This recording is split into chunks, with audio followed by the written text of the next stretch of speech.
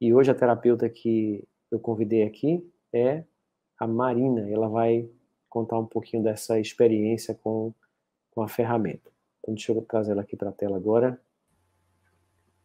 Oi, Marina. Boa noite, seja bem-vinda aqui. Oi, E André, boa obrigado por noite. aceitar o convite. Muito obrigada por me trazer aqui também para esse trabalho que você está realizando. Muito bom. Pode falar. Bom, então a gente vai explorar aqui algum caso que você tenha atendido, para que a gente possa entender como é que funciona isso, né? Da gente poder ajudar pessoas com a técnica da EFT. Queria que você me contasse, né, um caso para a gente explorar bem e esmiuçar e entender, né? Então me conta um pouquinho qual foi o caso, o que é que chegou para você, qual foi a queixa, qual era o problema que a pessoa tinha, dá um preâmbulo. Certo. Então, ela chegou para mim, isso foi em março de 2021. Ela chegou para mim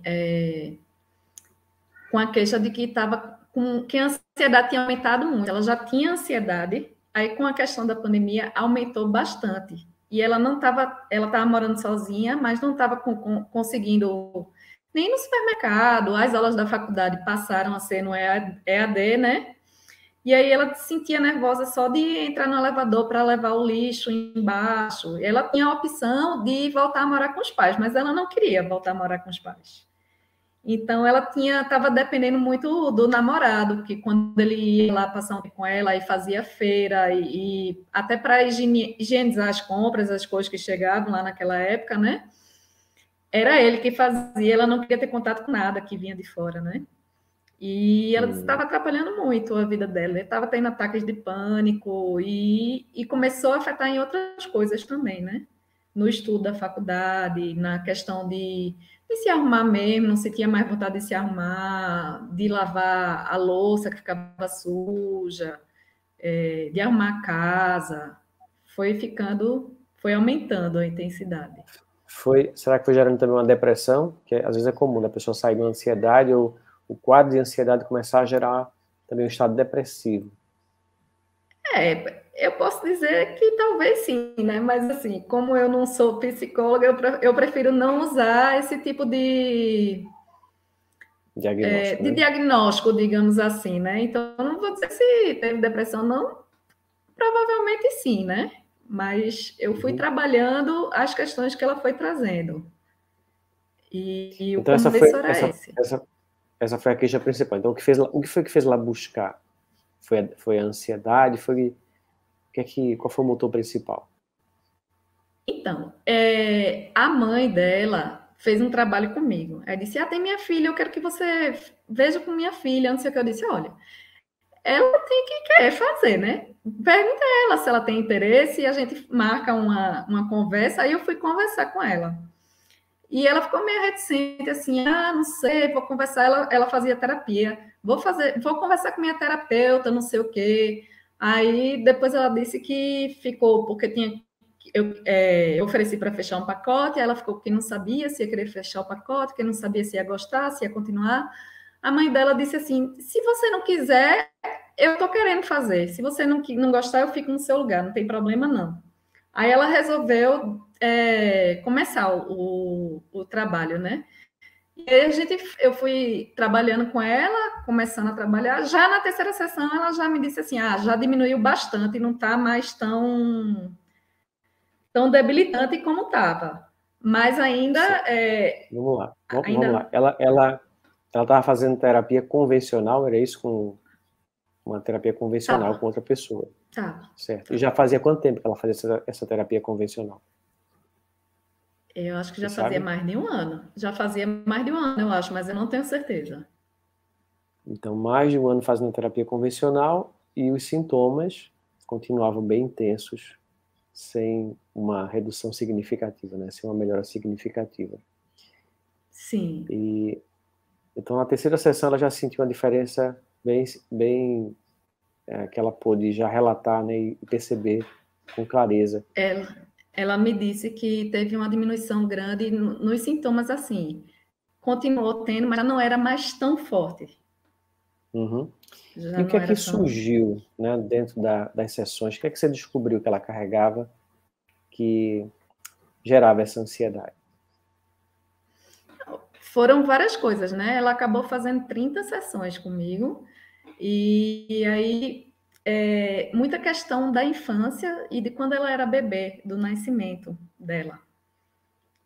Porque ela teve uma questão que ela nasceu com uma má formação no esôfago, então ela não conseguia se alimentar, e ela me relatou que ela sentia muita dor no estômago, e às vezes ela tinha, quando ela sentia muita ansiedade, ela tinha compulsão alimentar, comia muito e depois passava muitas horas sem comer.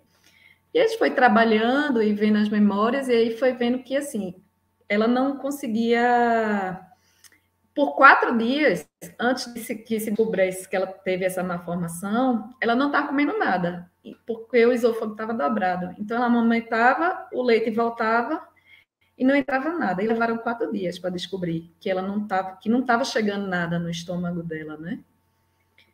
Então, ela, assim, 4 dias, então, meio que passando fome depois que nasceu, é isso? Meio passando fome, sim. Sem se alimentar completamente. Ela disse que foi feito o exame, que não deu que ela estava desnutrida, mas ela já estava com início de anemia. E aí ela teve que fazer essa cirurgia. E aí, o que é que eu fazia? Eu passava uma tarefinha para ela, dizia assim: qual é o lugar mais perto da sua casa que você pode ir? Ela dizia, na farmácia. Eu dizia, tá, então Vamos essa lá, vamos lá, semana... peraí, eu vou cortar um pouquinho para a gente voltar para a situação, para a gente entender bem passo a passo, tá, o que aconteceu. Então vamos lá. Então ela nasceu, né, com esse problema. É um problema genético, é isso? Uma malformação? Não é genético, não é uma coisa genética, né? Foi uma malformação que ela nasceu. Uma malformação. Ela teve que fazer uma cirurgia para poder desobstruir Teve que fazer isso. Tá. De peito aberto para recém-nascida, fazer uma cirurgia de peito aberto para ajeitar essa questão do esôfago. E como foi que isso surgiu na terapia, né? Como foi que isso surgiu na terapia? Você fez EFT para as histórias que ela ouvia falar? Como é que foi isso? Eu faço muita visualização também, sabe? Eu peço para a pessoa ir fazendo um EFT e aí vai aparecendo. Essa daí, ela ouviu o que a mãe falava, mas tem a memória celular também, né? E às vezes a pessoa meio que sabe o que aconteceu. Ela lembrou de cena na cirurgia, lembrou de cena na incubadora, quando a gente foi fazendo o trabalho, sabe? E às vezes ela eu lembrei disso, mas eu não sei se isso é verdade, vou conversar com minha mãe. Aí ela conversava com a mãe durante a semana, e aí na outra sessão trazia para mim, foi isso mesmo, mas eu procurava ver mais o que ela estava sentindo, né? O que aquilo trazia para ela.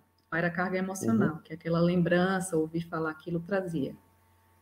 Então, mesmo sem ter uma lembrança muito consciente, né? Como a gente tem quando está adulto, que vai lembrando, sabe contar o que aconteceu, mas, de alguma forma, ela conseguiu entrar em contato com as sensações, e aí foram surgindo memórias, e aí você foi aplicando EFT, foi isso para ir trabalhando essa carga emocional que estava ali impregnada dessa situação da infância. Né? Foi isso. E durante as sessões, isso trazia reação emocional para ela? Ela chegava a sentir sensações muito intensas, ou, sei lá, chorar, acontecia algo assim?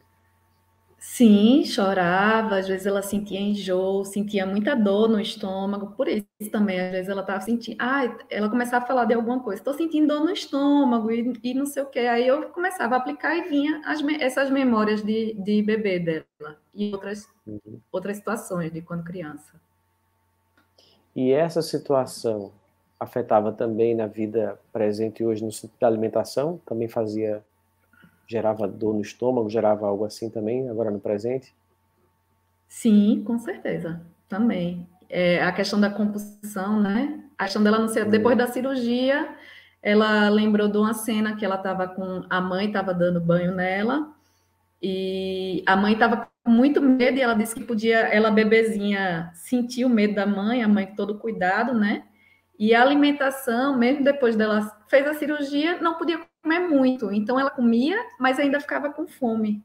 E ela disse que ali, ela ainda bebezinha, ela pensou, nunca mais eu vou passar fome na minha vida. Então, ela certo. associou no inconsciente dela o medo com a fome. Então, quando ela estava mais velha, assim, que tinha que fazer alguma coisa e qualquer outra coisa que dava aquele medo inconscientemente nela, ela já tinha o reflexo de comer compulsivamente. Aí comia muito. Ok. Então ela chegou, né, com ansiedade, crise de pânico, tinha essas dores no estômago, tinha essa questão do comer em excesso, depois ficar muitas horas sem comer. Tinha também coisa de bulimia, assim, de comer e vomitar, ou só Não, comer, de vomitar colocar não. para Ela disse que fora. ela comia muito, aí depois ela passava muitas horas sem comer. Uhum, Exagerava e depois compensava. Mas não tentava de compensar. vomitar, Uhum, ok. E, e aí me conta como é que foi a evolução, né? E aí já na terceira sessão ela começou a se sentir melhor. O que é que ela relatava? O que é que tinha melhorado? Não, ela começou a sentir, porque nas duas primeiras sessões era muito pesado, assim, que ela sentia muita emoção, chorava muito, não conseguia falar direito, e aí ela foi ficando mais calma e a gente conseguiu abordar com mais tranquilidade, foi ficando mais relaxada para entrar nessas cenas, porque tinha uma carga emocional muito pesada para ela. Então foi primeiro limpando aquele excesso emocional. Às vezes Isso, acontece isso nas primeiras sessões, né, da gente ter ali uma descarga mais intensa, e pode ser que dure mais do que 2 sessões, 3, 4, e depois a pessoa vai ficando sim, mais calma, mais tranquila, conseguindo relatar mais o que aconteceu de uma forma um pouco mais tranquila. Agora, uma isso. observação que eu quero fazer é o seguinte, né? Todo o estresse gerado pela pandemia, todas as notícias e aquela propaganda intensa toda hora, e sinta medo, sinta medo, sinta medo, era propaganda do medo o tempo todo, elevou Uhum. muito os níveis de ansiedade e depressão de uma boa parte da população. Né? Porém, quando você vai investigar essas pessoas que tiveram um aumento muito exacerbado da ansiedade ou que chegaram a estar em depressão nessa fase, na verdade, essas pessoas já tinham feridas e fragilidades internas lá da infância, Sim. e o momento da pandemia foi como se fosse um acelerador daquilo, um gatilho que tornou aquilo mais intenso e os sintomas ficaram mais exacerbados. Ou seja, provavelmente ela já tinha ansiedade antes, ela já sofria com isso há muito tempo, mas não estava no nível da pandemia, né, de não conseguir sair, de ter ataque de Já. pânico. Então ela já carregava esse problema dentro dela, não era tão incômodo assim, mas o processo todo da pandemia, né, da propaganda, toda aquela noticiário o dia todo, e foi uma campanha de injeção de medo Muito. muito forte na sociedade, né? Então Sempre quem já estava ali com a base fragilizada, emocional, aí acabou sucumbindo, acabou, porque a gente pode pensar que foi o problema foi a questão da pandemia, e não foi, né? Se alguém vai fazer um trabalho emocional com uma pessoa, ela vai achar que o problema está na pandemia em si, e quando a gente vai ver, a ferida é mais profunda do que isso. Você ia falar alguma coisa? Com certeza. Não, eu estou concordando com o que você está falando, com certeza, eu acredito nisso também. Tudo que eu estudei, que eu já vi também, eu sempre vejo que é assim, né? Sempre que aparece é porque tem uma causa mais profunda, né? É só que a vida está Isso. batendo, está meio que espremendo. Eu vejo a pandemia como um espremedo, assim, para tirar tudo que tem de mal resolvido para a gente Para resolver. revelar.